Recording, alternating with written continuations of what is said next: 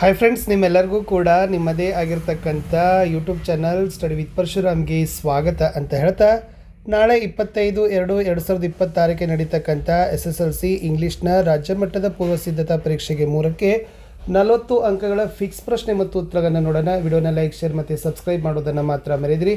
Already ಒಂದು model question paper ಹಾಕಿದ್ದೀನಿ, ಅದನ್ನು ಕೂಡ ನೋಡಿ. ಸೊ ಮತ್ತು ನಿಮಗೆ ಸ್ಕೋರಿಂಗ್ ಪ್ಯಾಕೇಜ್ ವಿಡಿಯೋಗಳು ಕೂಡ ಬರ್ತವೆ, ಅದರಲ್ಲಿಯೂ ಕೂಡ ಒಳ್ಳೆಯ ಅಂಕಗಳನ್ನು ನೀವು ಗಳಿಸ್ಬೋದು. ಪ್ರತಿದಿನ ಸಂಜೆ 6 ಮತ್ತು ರಾತ್ರಿ 9 ಗಂಟೆಗೆ ಲೈವ್ ಕ್ಲಾಸ್ ಇರ್ತದೆ. ಅಲ್ಲಿನೂ ಕೂಡ ನಾವು ನಿಮಗೆ ಕ್ವಶನ್ಸ್ಗಳನ್ನು ಆನ್ಸರ್ಗಳನ್ನು ಪ್ರಾಕ್ಟೀಸ್ ಮಾಡಿಸ್ತೀವಿ. ಸೊ ಎಲ್ಲರೂ ಕೂಡ ಇವತ್ತು ಸಂಜೆನೂ ಕೂಡ ಜಾಯ್ನ್ ಆಗಿರಿ ಅಂತ ಹೇಳ್ತಾ, ಸೊ ಫಸ್ಟ್ 36ನೇ ಪ್ರಶ್ನೆ, ಗ್ರ್ಯಾಂಡ್ ಮಾ ಕ್ಲೈಮ್ಸ್ ಅ ಟ್ರೀ, ಫಿಕ್ಸ್ ಆಗಿ 4 ಅಂಕಕ್ಕೆ ಬರ್ತಕ್ಕಂಥ ಪ್ರಶ್ನೆ. ಭಾಳ ಈಸಿ ಪಾಯಿಂಟ್ಸ್ ಇದಾವೆ ನೋಡಿ. ದ ಪೋಯಮ್ ಗ್ರ್ಯಾಂಡ್ ಮಾ claims a tree is written by Ruskin bond. She was a genius and different from others. She could climb up trees very quickly even at the age of 62. She had such an unusual gift since her childhood. She was very happy in a tree than a lift of cities. She learned climbing trees at 6 from her loving brother. One day she climbed up a tree but could not come down. She had fever. In that fear, the doctor advised her a week bed rest, but she felt it like a hell. Soon she recovered and asked for a house on the treetop. Her son fulfilled her wish. The poet and his father made a house on treetop.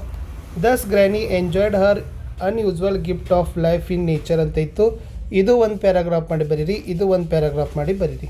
Okay, 4 ಅಂಕ ನಿಮಗೆ ಆರಾಮಾಗಿ ಸಿಗ್ತದೆ. ಇನ್ನು just ನಾನು ಹೇಳ್ತಕ್ಕಂಥದ್ದು blind by ಒಂದೇ ಪದ್ಯ ಹೇಳಿದ್ದೀನಿ, ಅದನ್ನು ಮಾತ್ರ ನೋಡ್ಕೊಂಡು ಹೋಗಿ. Oh say that it,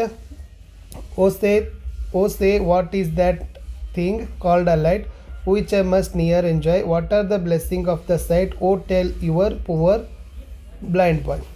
You talk wondrous ಇದೆ, may day or night with heavy sights, then let not what ಅಂತ ಇದೆ. ಇಷ್ಟು ಏನಪ್ಪ ಅಂತಂದರೆ ಬ್ಲೈಂಡ್ ಬಾಯನ್ನು ಒಟ್ಟು 6 ಪ್ಯಾರಾಗ್ರಾಫ್ ಇದ್ದಾವೆ. 6 ಪ್ಯಾರಾಗ್ರಾಫಲ್ಲಿ ನೀವು ಪಹೆಟ್ ಮಾಡಿದರೆ ಖಂಡಿತವಾಗಿ 4 ಮಾರ್ಕ್ಸನ್ನು ಏನು ಮಾಡ್ತೀರಿ ಅಂದರೆ ಪಡಿತೀರಿ.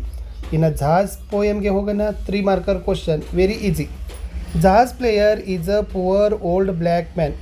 His face is unshaven and wrinkled. He wears a faded blue shirt, loose necktie, old jacket and worn out shoes. Saxophone across his chest is supported by a wire coat hanger.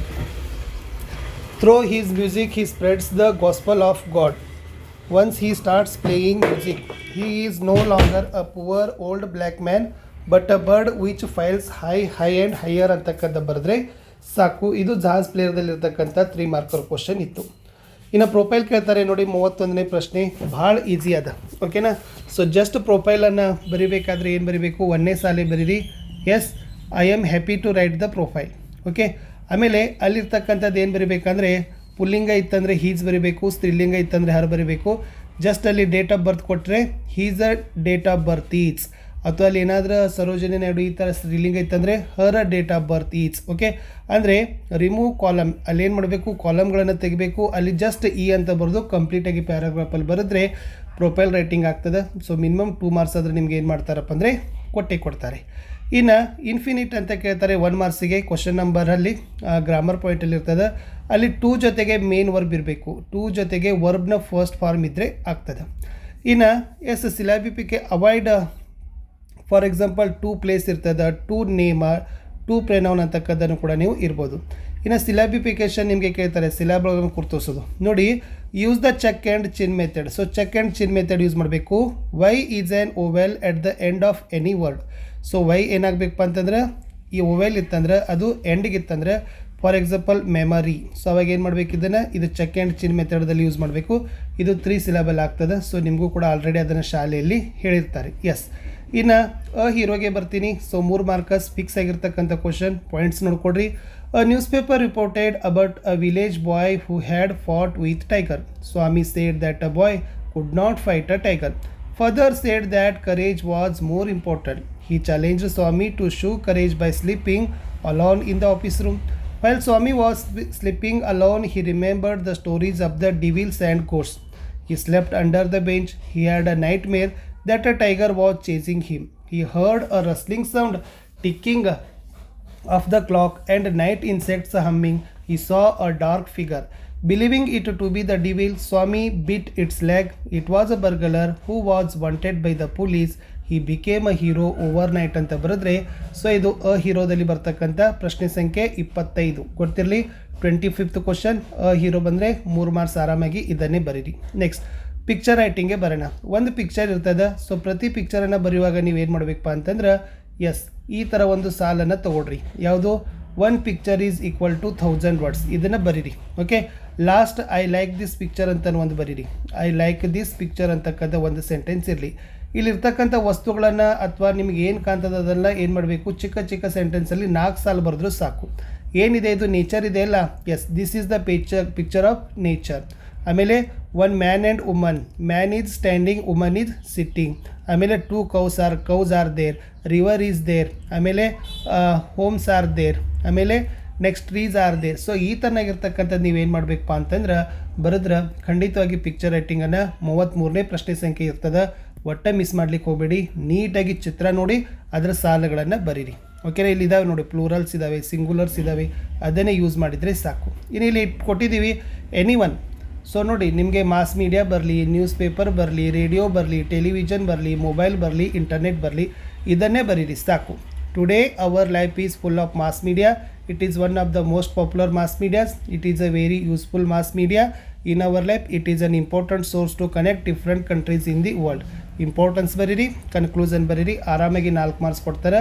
ಈ mass ಮೀಡಿಯಾದಲ್ಲಿ any one ಬರೆದ್ರೂ ಕೂಡ ನಿಮಗೆ ಖಂಡಿತವಾಗಿ 3 marks ಆದರೂ ನಿಮಗೆ ಕೊಟ್ಟೇ ಕೊಡ್ತಾರೆ. Don't worry. ಇನ್ನು ಸಪ್ಲಿಮೆಂಟ್ರಿ ರೀಡಿಂಗ್ದಲ್ಲಿ ಇವು ಫಿಕ್ಸ್ ಕ್ವಶನ್ 23 ಮತ್ತು 24ರಲ್ಲಿ ಇದನ್ನೇ ಬರೀರಿ. 23ರಲ್ಲಿ ಈ ಡಿಕ್ಕಿ ಡೋಲ್ಮಾ ಬಗ್ಗೆ ಪ್ರಶ್ನೆಗಳನ್ನು ಬಂದ್ರೆ yes Dolma experienced the hardship. She lost her mother at 11. Soon her brother and her father was bedridden at impacted on her life.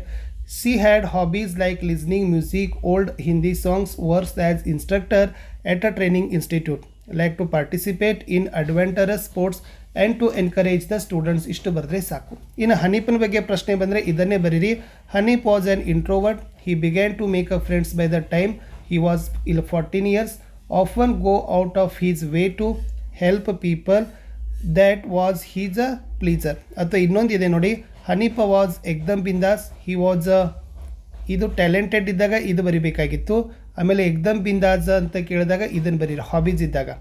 Hanif was ಎಕ್ದಮ್ ಬಿಂದಾಸ್. He was many hobbies. He dabbled in art, sketched very well, made a cards out of waste materials, loved to playing drums. He had a formed a music group ಅಂತ ಬರೆದ್ರೆ ಸಾಕು. ಇನ್ನು ಒಂದು request letter ಇದೆ. ಇದನ್ನು request letter ಫಾರ್ಮಲ್ಲಿನೇ ಬರೀತಕ್ಕಂಥದ್ದು. Already ಅವ್ರು ಕೊಟ್ಟಿರ್ತಾರೆ, ಅದನ್ನೇ ಫ್ರಾಮ್ ಹಾಕಿ ಬರೀರಿ, ಹೆಸರು ಬರೀರಿ, ತರಗತಿ, ಶಾಲೆ, ಊರು ಬರೀರಿ.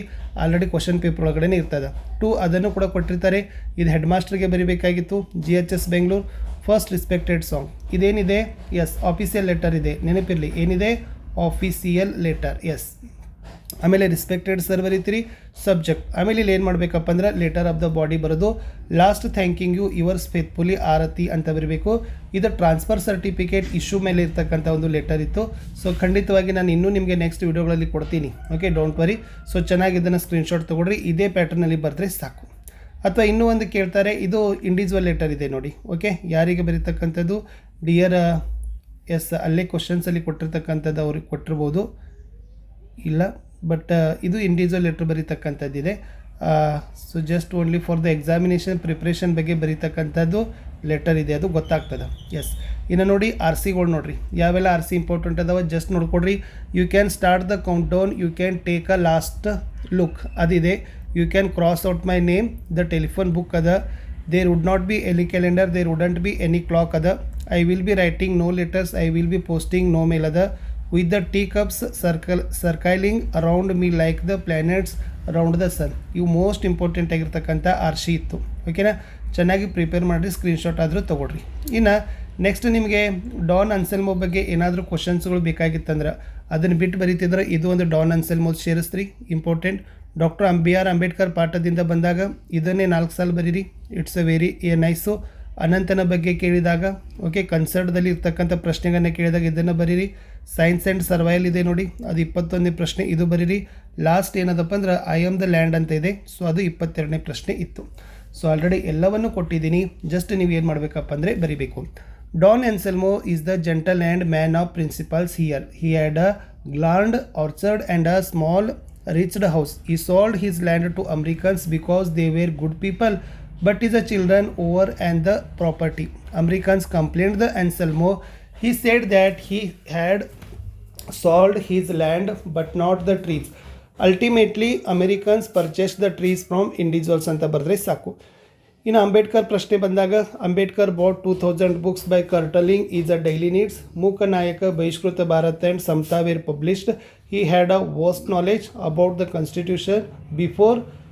Therefore, he became the first law minister of India. In Lok Sabha, Nehru described him as a symbol of revolt because he was a voice of people who were suffered in India for a long time. ಇನ್ನು ಅನಂತನ ಬಗ್ಗೆ ಬಂದಾಗ Anant was a talented boy. He was the best table tennis player, the fastest runner and the sitar tune composer, but he was suffering from cancer. He wanted to listen the music of Pandit Ravishankar and it was the chance of life time for him. Smita fulfil his last wish. ಇನ್ನು science and survival ಬಂದರೆ USA, USSR and UK were three superpowers. They wanted to ban nuclear tests to avoid the mad, mutually assured destruction. Here they needed the help of scientists who had the knowledge of seismic waves. Man can be satisfied with his knowledge but not his wealth. Only the right use of science can survive us. 21 I am the land ಕೇಳಿದ್ರೆ the repetition of I wait highlights patience of the earth. The tone of the speaker is firm and assertive. The bears all the activities done by the people. Many buys land, digs lands, plants trees and grow fruit on it. Children dance it, play on land. Man also fence over the land. The soldiers come with guns and fight against their enemy country. It affects the earth with the chalking. The fence appears like the chalking necklace. ಇಷ್ಟು ಬರೆದ್ರೂ ಕೂಡ ನೀವು 40 marks ಆರಾಮಾಗಿ ಏನು ಮಾಡ್ತೀರಪ್ಪ ಅಂದರೆ ಗಳಿಸ್ತೀರಿ. ಎಲ್ಲರಿಗೂ like share subscribe ಮಾಡೋದನ್ನು ಮಾತ್ರ ಮರೆಯದ್ರಿ. Scoring package ವಿಡಿಯೋಗಳಿದ್ದಾವೆ, ಅವುಗಳನ್ನ ಸಹಿತ ನೋಡಿ ಅಂತ ಹೇಳ್ತಾ ಇಲ್ಲಿಯವರೆಗೆ ವೇಟ್ ಮಾಡಿದ್ದಕ್ಕೆ ಧನ್ಯವಾದಗಳು, ವಾಚು ಮಾಡಿದ್ದಕ್ಕೆ ಧನ್ಯವಾದಗಳು. ಸೊ ಲೈವ್ ಕ್ಲಾಸ್ಗೆ ಜಾಯ್ನ್ ಆಗಿ ಬಾಯ್.